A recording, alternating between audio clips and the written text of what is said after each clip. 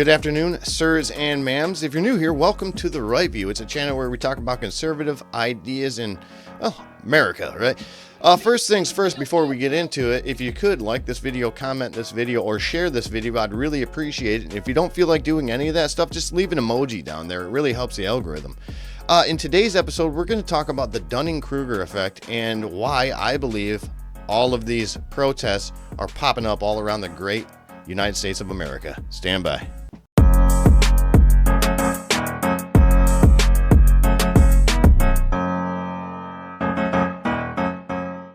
All right, like I said, happy Wednesday. I hope everyone's having an outstanding week. Just a really good, top-notch week, right? So, first things first, we're going to start off with the Dunning-Kruger effect. And to know what that is, well, we start with definitions here, right? So the Dunning-Kruger effect describes a cognitive bias where individuals with limited knowledge or skills in a particular area tend to overestimate their competence and expertise, while those who are highly skilled may underestimate their abilities. Now, let's get into why I think that's relevant. Anti-ICE protests are erupting across Texas. Hundreds of protesters gathered for hours in downtown Dallas. They're speaking out against ICE raids happening across the country. We are continuing to follow breaking news from downtown Chicago. We understand that chaos is unfolding at the anti-ICE protests in Chicago. The Broner Tumulty has been covering. We heard that everything was peaceful, but now this video is showing a car driving through the street, narrowly missing protesters.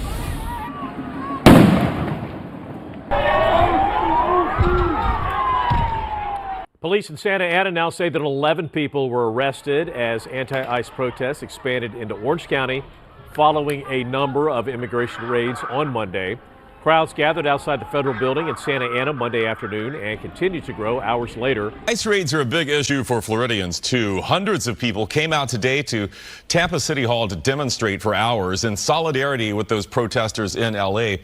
All right, yes. So we know what is happening, but do we know why it's happening? I think we do, right? But first things first, I'm going to put up a list right here of countries that allow illegal immigration, right? And here it is.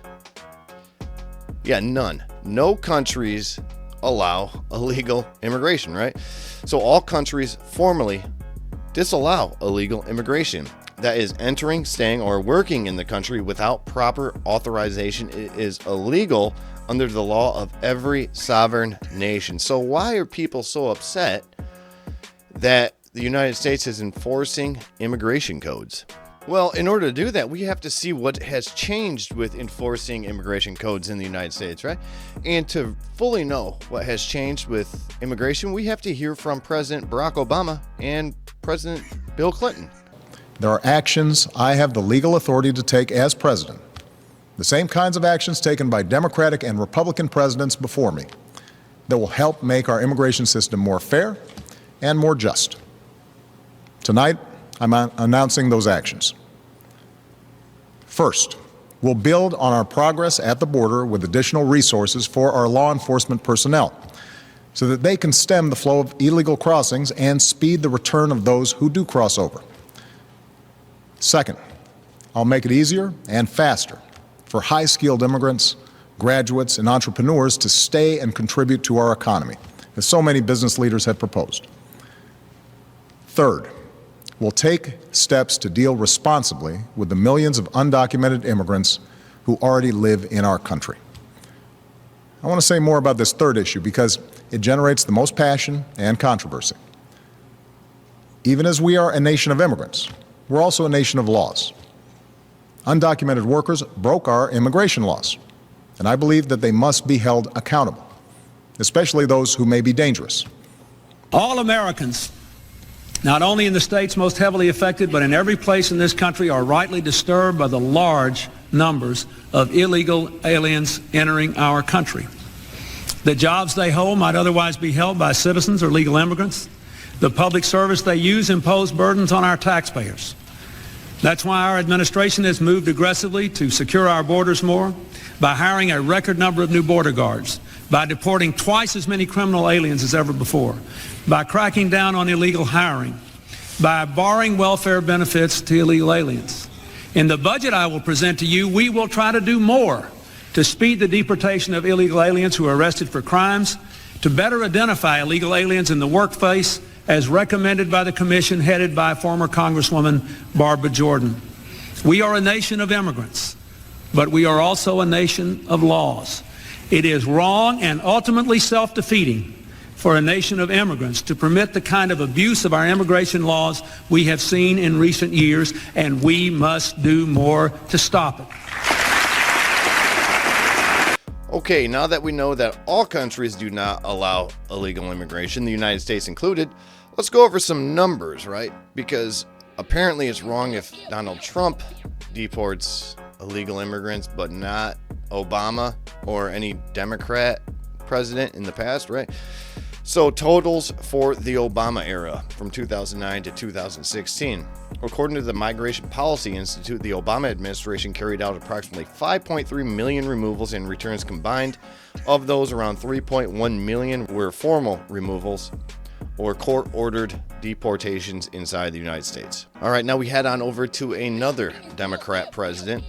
So Bill Clinton, formal removals, roughly 827,000 people were formally removed under Clinton, and voluntary, or people that were apprehended, individuals who agreed to depart without a formal order. About 11.4 million were returned during his terms. All right, now we hop on over to the latest Democrat president, or as I like to refer to him as the worst president, if you can even call him a president, because somebody else was pulling the strings. But the worst president in United States history, Joe Biden, right? And a lot of people don't understand that, yes, there was deportations of illegal immigrants under President Joe Biden. So, from fiscal year 21 to fiscal year 24, ICE carried out approximately 546,000 formal deportations, right? Fiscal year 24 alone comprising almost half that total. Now, why did they do that in fiscal year 24? Is because he was trying to get back on the board with the red state voters, right? Because they were not happy with the mess of a southern border that we had, that the Democrats decided to continuously lie about, saying that there was no problem, right? Another migrant caravan reportedly on its way to America, but the Biden administration is claiming Republicans are causing the crisis. Now, why were people not upset about these deportations? Probably because CNN, MSNBC, and ABC, and all those other shows that are like them, decided not to call him racist, Nazi, or fascist for deporting criminal illegal aliens. All right, now we're going to circle on back to the Dunning-Kruger effect. And if you're anything like me, if someone asks you a question, you don't know the answer 100%, you're not going to give it.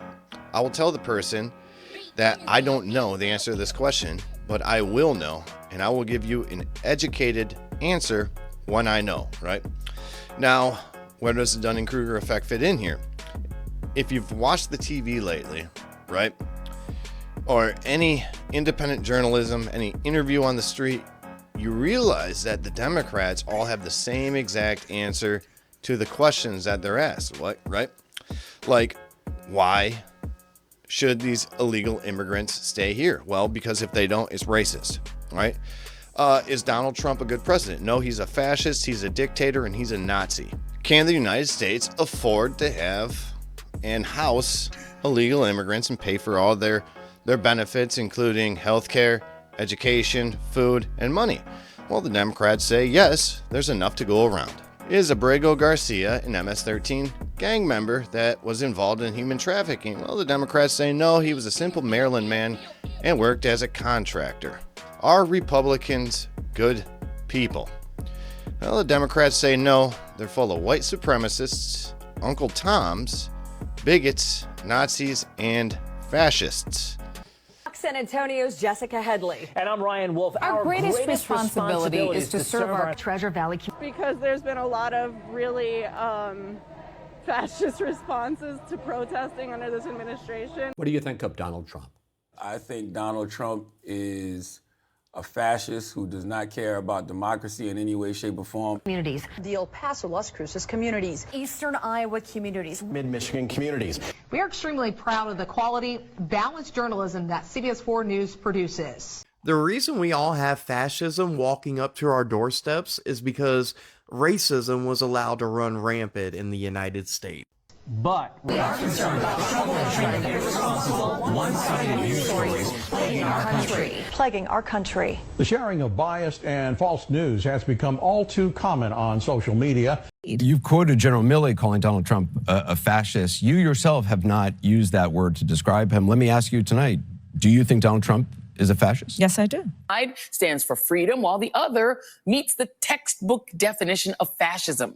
He is a tried and true, dyed-in-the-wool racist. More alarming, some media outlets publish these same fake stories without checking facts first. The sharing of biased and false news has become all too common on social media. More alarming, some media outlets publish these stories simply aren't true without checking facts first. Unfortunately, some members of the media use their platforms to push their own personal bias and agenda to control exactly. All right, yeah. Now that I've shown you that super interesting video, and I threw in some stuff in there with the left's hot words that they like to use, which is racist, Nazi, and fascist, right? And the reason that they use these words is it's an old propaganda tactic, a conditioning tactic, right? And it goes back to like the 1940s, saying that if you use a word so many times pointed at a certain type of people, the group of people around that listening to you say that will start to believe it, right? And that's where the Dunning-Kruger effect and being willfully ignorant comes into play, right? Because like I said, you got this phone in your pocket all day long. You got the access to the internet everywhere. People can look up bills. They can look up, people's history on their Facebook, their Instagram, everything. And people are still choosing not to do so. Now, the wild thing about this is that CNN, MSNBC, and those other news networks, they know that people will remain willfully ignorant. They know that people don't want to be proven wrong. They just don't want to. They won't even prove themselves wrong. For whatever reason, I have no idea. But that's why you have people like Gavin Newsom going onto the news and saying that everything that Donald Trump is doing right now is racist and illegal when it's clearly been done for years. All right, now this brings me to my conclusion, right? Which is, why are these riots and protests happening in major cities around our nation? Major cities that have the most Democrat voters in them, right? Well, it's the news. It's literally the news, and it's people not doing their own research, figuring out if immigration or immigration policy is racist or not, right? They want their people to remain willfully ignorant. They want their people not to look up the information, not to see it. All right, and I think we can all be honest here in saying there was only one party that wanted to take away freedom of speech or monitor it. There was one party that wants everybody to become woke. There's one party that wants to take away your Second Amendment rights. There's one party that wants you to trade your liberty and freedom for safety. And there's only one party that wants illegal immigrants to vote in elections and have people with or without a heartbeat vote in elections. But that is what I have for you on this beautiful day. I hope you guys enjoyed this segment. I hope you learned something, because I did a lot of research to try to figure out how to splice everything together, and I enjoy doing research. It's fun. I learn new things. Nothing wrong with that, But like I say, I hope you get outside, do some PT, change your socks, and drink some water. Until next time, I'll talk to you. All right, bye.